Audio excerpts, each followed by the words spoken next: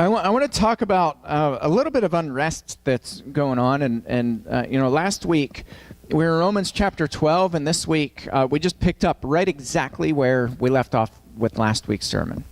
So last week, the very last verse, Paul says, you need to overcome evil with good, right? Overcome evil with good. There's a lot of evil out in the world. We see a lot of dark things. There's a lot of good out in the world too. I think sometimes the good is overshadowed by our perception of how bad the evil is.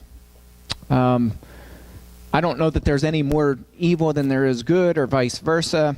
It's both out there. We live in a fallen world. There's good, there's evil. But one of the things that I've noticed that troubles me a little bit, and I don't think it's anything new since the beginning of time. I just think, things are cyclical. And I think we're coming around to another point where there's just this political unrest. And this isn't a sermon about politics or anything like that. But I see a general attitude that scares me a little bit.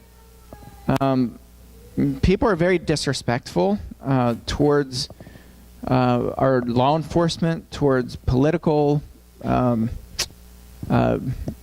career politicians. There's just this general sense of, if we don't like what we get, we're going to riot and set the streets on fire. Scripture certainly doesn't teach us to have that attitude, and I think the world's watching us. So we as Christians have a really good opportunity to overcome evil with good. Acknowledging that there really is evil in the world. Holding signs up and marching and yelling doesn't really do anything.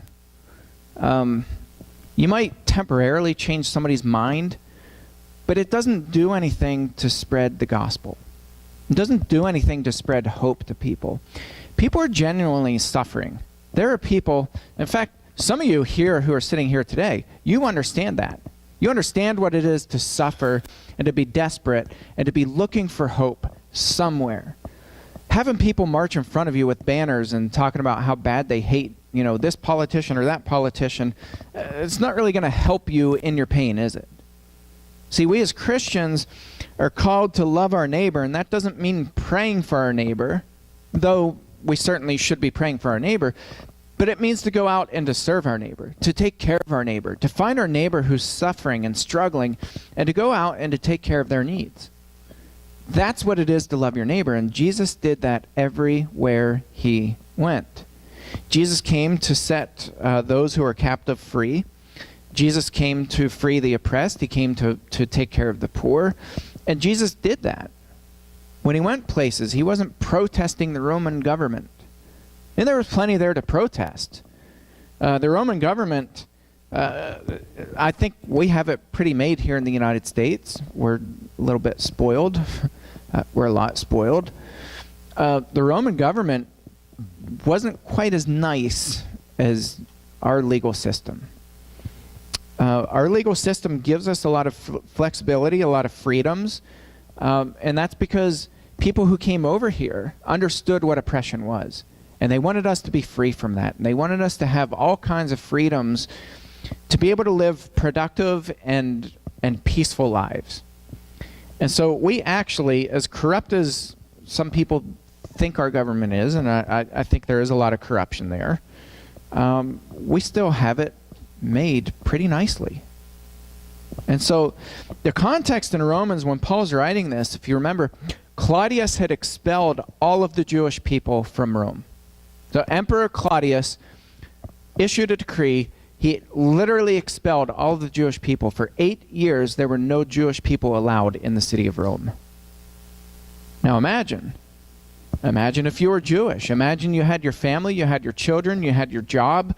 You had all of this stuff that you literally had to just uproot and leave. Imagine that.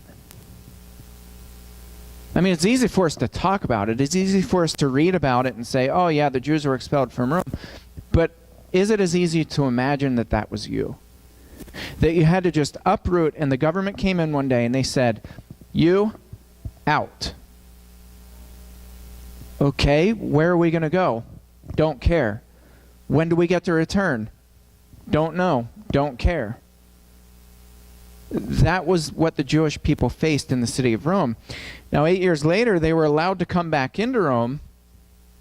But what tragically happened was that there were Gentile Christians who became Christians, and they overtook the Jewish synagogues, and now they're telling the Jewish people, you're not welcome in our churches. Imagine that. And that's the context that Paul writes the letter of Romans. Paul's saying, no.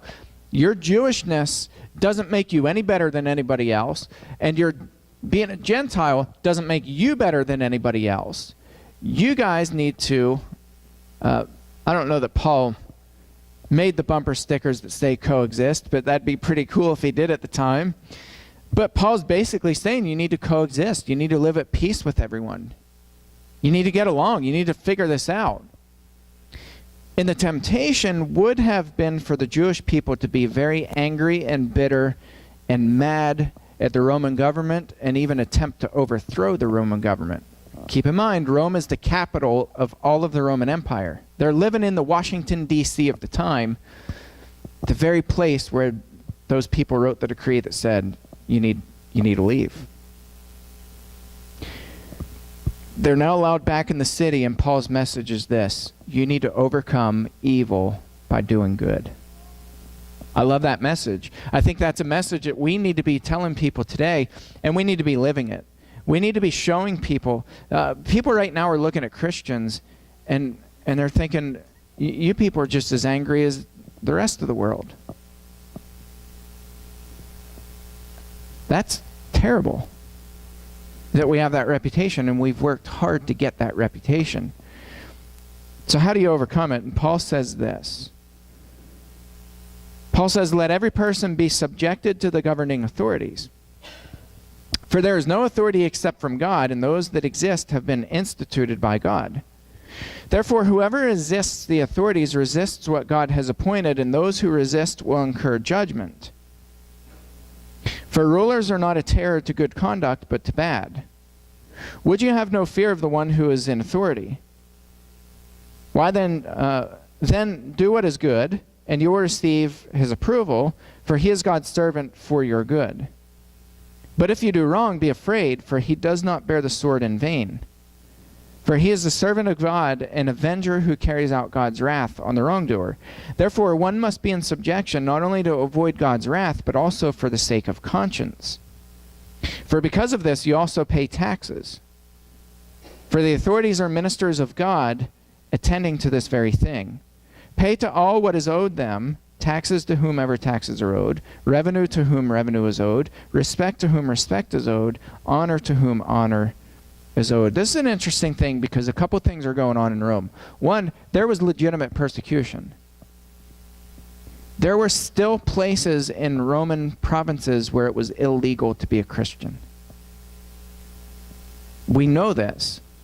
During the time that Paul wrote this, there were places where it was illegal to be a Christian. And Paul's saying, you know what? Don't retaliate. Don't retaliate against the government. Now, does that mean that if the government comes in and you have a government like in North Korea, that you just take whatever comes your way? It's not what Paul's saying. Nor did Paul live that way.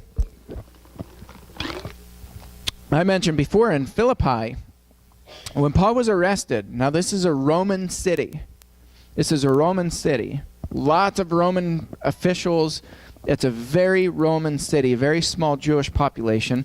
Paul comes into Philippi after receiving the Macedonian call, goes into Philippi. He and Silas are pretty much immediately arrested.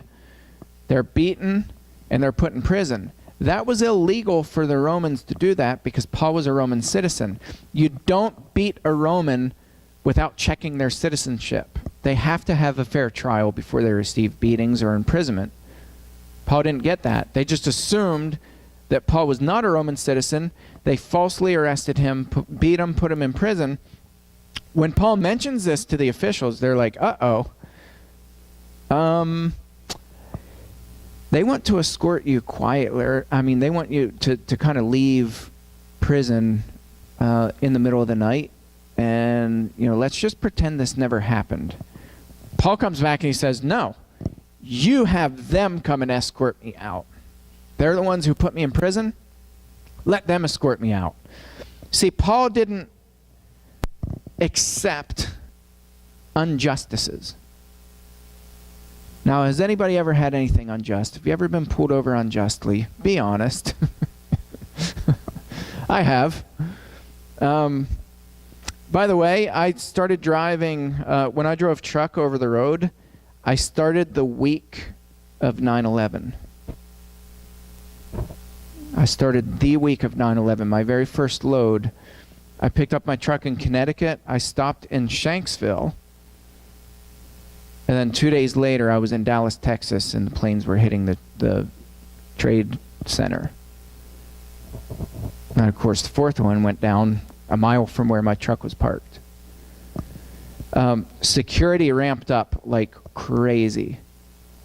I was pulled over, and people joke.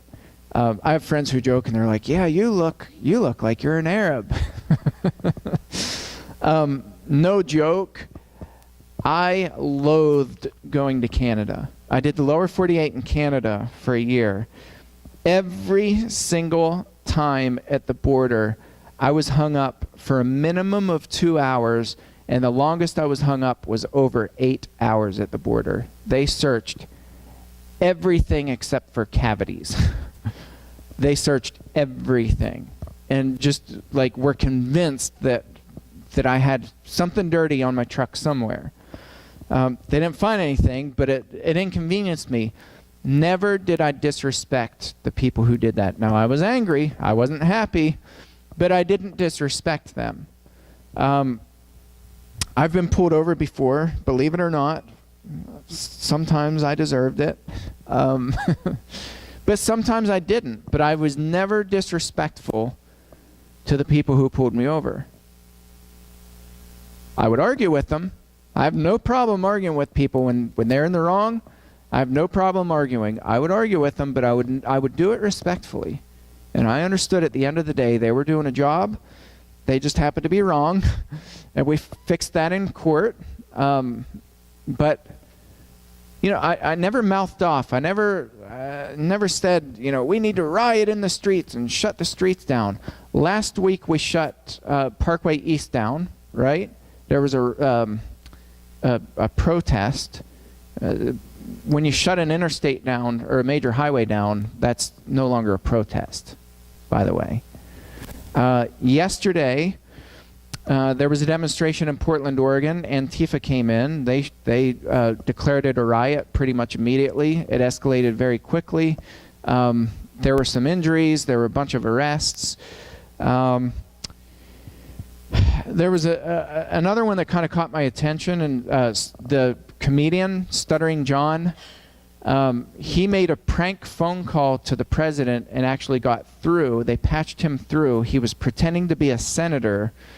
They patched him through to the president, who was on Air Force One, and he did this for his podcast. The president was giving some kind of sensitive information to the guy who he thought he was speaking to. The Secret Service shows up at the guy's doorstep, and he's angry at the president, and he's like, "I thought we were friends. You can't take a joke?" I'm like, people are literally losing it right now. And Paul's message is very simple. You want to overcome evil in the world? Don't do that stuff. If you want to overcome evil that's in the world, if you have an unjust nation, if you have an unjust government, if you have an unjust law enforcement, if you have injustices that are going on in the world, be nice, be kind, be respectful. It's a pretty simple message. I think it's a message that we need to get. I think so many people are just focused on hammering stuff on keyboards and going to protests and just shouting and yelling and hoping things will change. If you want things to change, be part of the change. Do things that are kind. Find homeless people. We have them here in Somerset. Find homeless people and minister to them. We have a homeless shelter that is always at capacity. Does anybody here know the director's name at the Next Step Center? A few people. If you don't, you should. Go up, introduce yourself. Ask, how can I help you this week? We are making plans, and more of this is going to come out starting next week. I've been talking with our shepherds, and we're going to figure out the best way to communicate this through sermons. But right now, at the Children's Aid Home, they want us to help. And I'm excited about that. There are 15 kids right now who are in the home who are just desperate for some kind of relationship with people. We have an awesome opportunity to help. And whether you're going up there to the Children's Aid Home and volunteering on campus, or whether you're doing something else, we have a place for card ministries. Some of these kids never get a piece of mail. When they have times that their biological parents are supposed to show up, kids get very excited. Guess who doesn't show up?